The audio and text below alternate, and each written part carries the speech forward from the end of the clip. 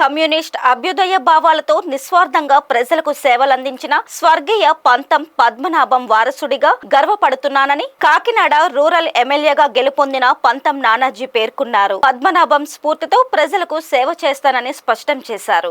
కాకినాడ కల్పనా సెంటర్లోని స్వర్గీయ పంతం పద్మనాభం విగ్రహానికి జనసేన, టీడీపీ, బీజేపీ శ్రేణులతో కలిసి పూలమాలలు వేసి ఘన నివాళులు అర్పించిన ఆయన మాట్లాడుతూ పంతం పద్మనాభం తన 2000 ఎకరాల భూమిని దళితులకు దానం చేసి ఎంతో కీర్తి ప్రతిష్టలను పొందారన్నారు. ప్రజలు మార్పు కోరుకోవడంతో దేశ రాజకీయాల్లో ఎన్నడూ లేని విధంగా కూటమి ప్రభుత్వానికి మెజారిటీలు వచ్చాయని ఆయన గుర్తు చేశారు.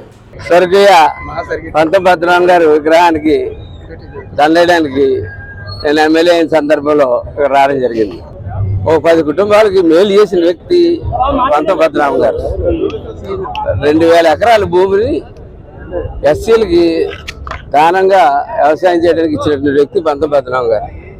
ఒకళ్ళు ఏంటంటే ఈవేళ ఎందుకో నాకు మార్పు కనపడింది ప్రజల్లో, పెద్ద ఎత్తున మార్పు.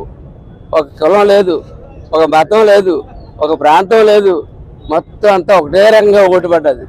పెద్ద పెద్ద మెజారిటీలు.